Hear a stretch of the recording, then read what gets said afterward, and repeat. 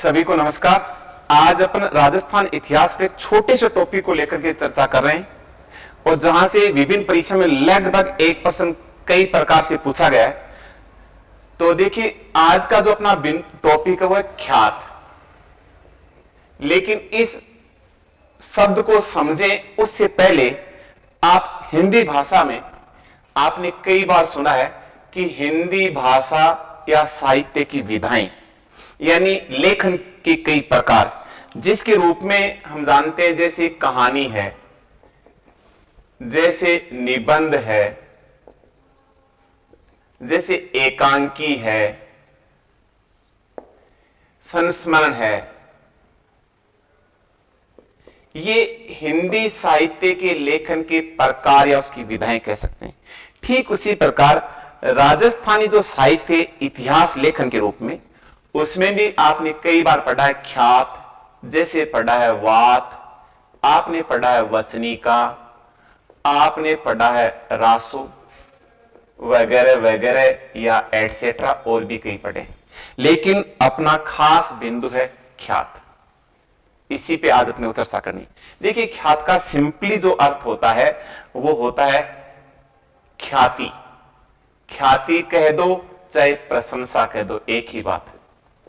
यानी आप ये कह सकते हैं कि विभिन्न राजा महाराजाओं के वो दरबारी कवि जो किसी राजा महाराजा की प्रशंसा में जो लिखा गया ग्रंथ ही क्या कहलाता है? ख्यात कहलाता है। क्योंकि इनकी भी मजबूरी होती थी कि जिसकी खाए बाजरी उसकी बजाय हाजरी, तो उनको उन राजाओं की प्रशंसा बढ़ाई करनी पड़ती थी। अतिशयोक्तिपूर्ण वर्णन कह सकते हैं। अब राजस्थान के इतिहास में अगर हम ख्यात की बात करें तो कई ख्यात लिखी गई हैं, लेकिन मुख्य रूप से 4 ही ख्यात हैं जहां से प्रश्न आने की संभावना रहती है या विभिन्न पूर्व की परीक्षाओं पूछे गए। तो आज उन्हीं 4 ख्यातों को अपन शुरू करते हैं या पढ़ते हैं। तो देखिए, सबसे नंबर 1 जो सबसे पहले वो है नैनसिरी ख्यात। नैनसिरी ख्यात। दूसरा जो है वो है बांकीदास री ख्यात, बांकीदास री ख्यात। और जो तीसरा है वो है मुंडियार री ख्यात, मुंडियार री ख्यात। और लास्ट और चौथा जो है वो है दयालदास री ख्यात, दयालदास री ख्यात। इन्हीं 4 ख्यातों से इन्हीं के इर्द गिर्द प्रश्न पूछा जाना है। अब देखिए, आप जानते हैं नैनसिरी ख्यात, इसका लेखक था मुहणोत नैनसी। मुहणोत नैनसी था, क्योंकि उस लेखन में भी नाम उसका नैनसी है, मुहणोत नैनसी। दयालदास री ख्यात, इसका जो लेखक है वो था, सॉरी, बांकीदास री ख्यात का लेखक है बांकीदास, ये था।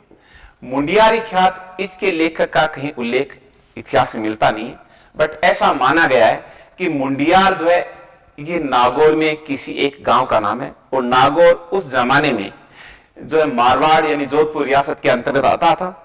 तो किसी चारण या भाट के द्वारा ये ख्यात लिखी गई है, तो लेखक विशेष का जिक्र नहीं मिलता है। और दयालदास री ख्यात का लेखक है स्वयं दयालदास।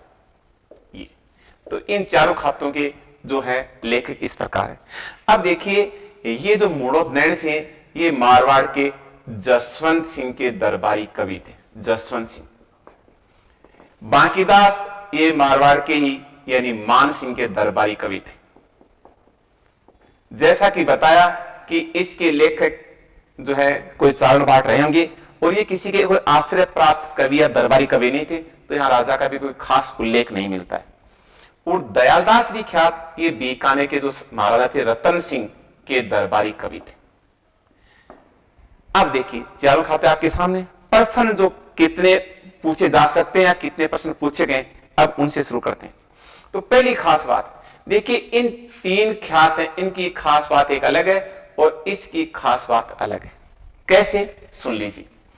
ये आप देख रहे हैं आपकी जो है नैनसिरी ख्यात, बांकीदास री ख्यात, मुंडिया ख्यात, इन तीनों ही ख्यात से हमें जोधपुर कह दो चाहे आप मारवाड़ कह दो,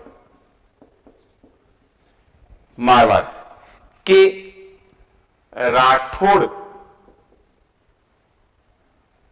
राठौड़ राजवंश की जानकारी मिलती है। जबकि दयालदास के ख्यात से हमें बीकानेर के राठौड़ राजवंश की जानकारी मिलती है। ध्यान रहे, दयालदास की ख्यात, इसका दूसरा जो नाम है वो नाम है बीकानेर राय राठौड़ा ख्यात, ये इसका दूसरा नाम है।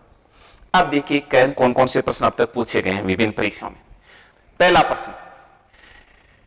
प्रश्न ये पूछा गया है कि जो सबसे, आपको देखो नैणसी आपने नाम कहीं ना कहीं सुना है, कोई आश्रय प्राप्त राजा जसवंत सिंह के संदर्भ में। बांकीदास भी नाम आपने कहीं पढ़ा है, सुना है मान सिंह के संदर्भ में।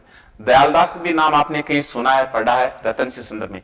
लेकिन सबसे जो इंपॉर्टेंट प्रश्न जो कई बार पूछा गया प्रश्न है वह मुंडियारी ख्यात। मुंडियारी ख्यात से पूछेगा कि मुंडियारी ख्यात से में किस राज्य या राजवंश की जानकारी मिलती है, तो आपका उत्तर होगा जोधपुर के राठौड़ या मारवाड़ राठौड़ राजवंश की जानकारी। पहला सबसे ज्यादा जो प्रश्न पूछने जो प्रायिकता है या जो पूछा गया या जो पूछा जा सकता है तो वो ये है। वैसे ये 3 तो जोधपुर है और जो कि दयालदास ओनली बीकानेर। दूसरा प्रश्न पूछा गया कि राजपूताना की सबसे प्राचीन और पुरानी ख्यात कौन सी है, प्राचीन या पुरानी ख्यात, तो उत्तर आएगा नैणसी ख्यात।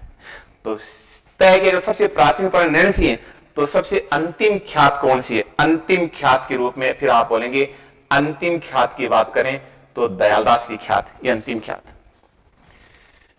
अब अगला प्रश्न पूछे कि नैणसी किसका दरबारी कवि था, जोधपुर के जसवंत सिंह का। बांकीदास किसका दरबारी कवि था, जोधपुर के या मारवाड़ के मान सिंह का। दयालदास किसका दरबारी कवि था, बीकानेर रतन सिंह का। वैसे नैणसी के बारे में आपको बता दें, नैणसी के बारे में 2 प्रश्न और भी बनते हैं।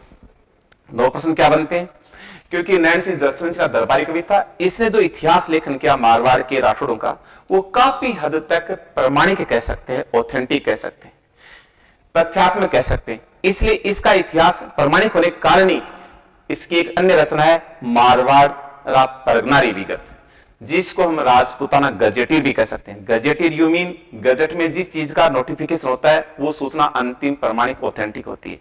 अर्थात नैणसी ख्यात में जो मारवाड़ राठौड़ों की जानकारी है वो काफी हद तक सही प्रमाणिक है। इसीलिए मुंशी देवी प्रसाद ने जो है नैणसी को राजपूताने का अबुल फजल कहा है, अबुल फजल कहा है।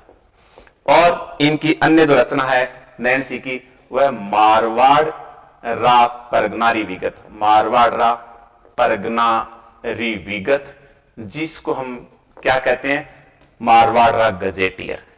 तो उम्मीद करता हूं कि ये सारी जानकारी आपके लिए काफी उपयोगी साबित होगी और निसंदेह एक हल्की सी रिवीजन से आप इसको तैयार कर सकते हैं। Okay, thank you.